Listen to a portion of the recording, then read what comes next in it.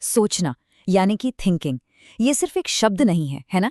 असल में ये वो प्रक्रिया है जो हमारी दुनिया को, हमारे आसपास की हर चीज को आकार देती है। दिन में आने वाले छोटे-मोटे ख्यालों से लेकर जिंदगी की बड़ी-बड़ी मुश्किलों को सुलझाने तक, ये सोचने की शक्ति ही तो है जो हमें इंसान बनाती है। तो चलिए आज इस प्रक्रिया की गहराई में उतरते हैं। हम सब हर पल कुछ न कुछ सोचते रहते हैं, पर क्या कभी हमने रुककर ये जानने की कोशिश की है कि जब दिमाग सोचता है तो उसके अंदर असल में होता क्या है? ये एक ऐसा सवाल है जो हम सबको कहीं न कहीं जोड़ता है। सोचना एक तरह से एक लक्ष्य निर्देशित मानसिक प्रक्रिया है, और यही हमारी सारी कॉग्निटिव एक्टिविटीज यानी संज्ञानात्मक गतिविधियों का आधार है। मतलब ये सिर्फ जानकारी इकट्ठा करना नहीं है, बल्कि उस जानकारी को समझना, उसका विश्लेषण करना और फिर उससे कुछ नया बनाना है। बिल्कुल एक शेफ की तरह जो साधारण सी सामग्री से एक लाजवाब डिश बना देता है। तो आज के इस विश्लेषण में हम क्या-क्या जानने वाले हैं? सबसे पहले हम समझेंगे कि सोचना आखिर है क्या। फिर हम मन के उन बुनियादी तत्वों को देखेंगे जिनसे हमारे विचार बनते हैं। हम प्रॉब्लम सॉल्विंग की पूरी प्रक्रिया को जानेंगे और ये भी देखेंगे कि हमारी सोच कभी-कभी अटक क्यों जाती है। और आखिर में ये जानेंगे कि हमारी संस्कृति हमारे सोचने के तरीके पर कैसे असर डालती है। तो सबसे पहला सवाल, सोचना क्या है? देखिए, ये एक बहुत ही हाई लेवल मेंटल प्रोसेस है जिसके जरिए हम जानकारी में फेरबदल करते हैं, उसका विश्लेषण करते हैं। चाहे वो खाना बनाना हो या फिर कोई मैथ्स प्रॉब्लम सॉल्व करनी हो, ये हमेशा किसी न किसी लक्ष्य की ओर ही होती है। अब एक बहुत दिलचस्प बात है, हम किसी के विचारों को सीधे सीधे देख तो नहीं सकते हैं ना? जैसे एक शतरंज का खिलाड़ी अपनी चाल चलने से पहले कई मिनट तक एकदम सोच में डूबा रहता है। हम उसकी सोच को नहीं देख सकते, लेकिन जब वो अपनी अगली चाल चलता है तो उसके व्यवहार से हम ये अंदाजा लगा सकते हैं कि वो क्या सोच रहा होगा। तो अब सवाल ये उठता है कि हमारा दिमाग सोचने के लिए आखिर किन औजारों का इस्तेमाल करता है। हमारी पूरी सोचना दो बहुत ही बेसिक बिल्डिंग ब्लॉक्स पर टिकी हुई है। एक है मानसिक छवियां और दूसरी है अवधारणाएं। मानसिक छवि यानी मेंटल इमेज, ये क्या है? ये हमारे किसी भी सेंसरी एक्सपीरियंस का एक दिमागी चित्र है।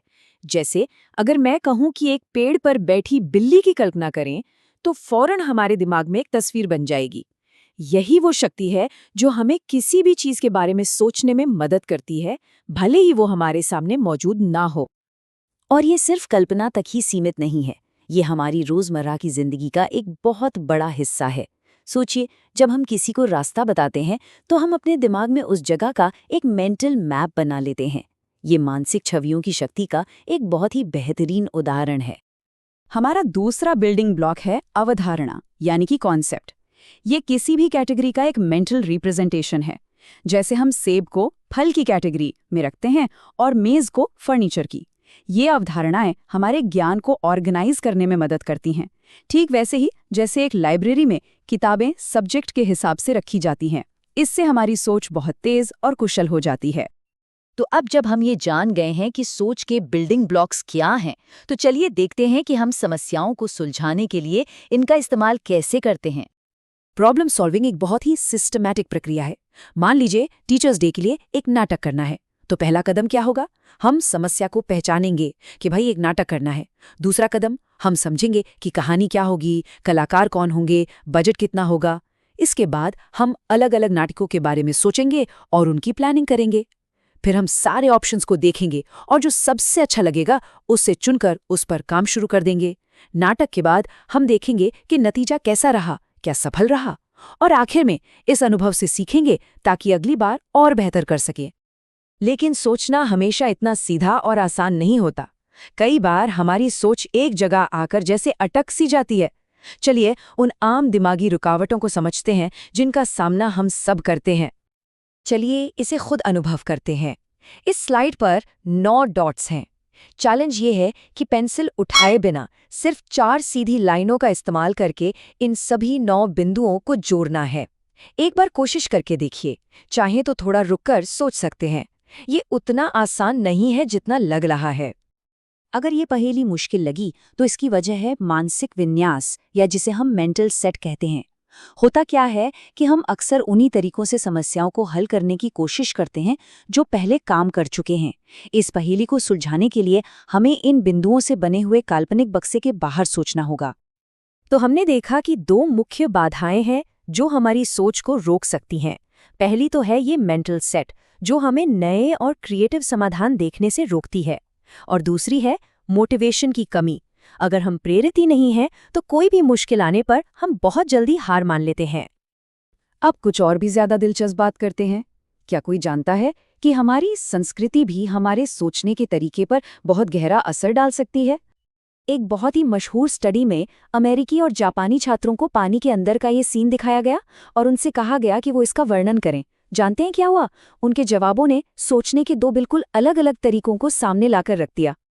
अमेरिकी छात्रों ने जो दिखाया उसे कहते हैं एनालिटिकल थिंकिंग। उन्होंने मुख्य चीजों पर ध्यान दिया, जैसे कि एक बड़ी मछली है जो दाईं ओर तैर रही है।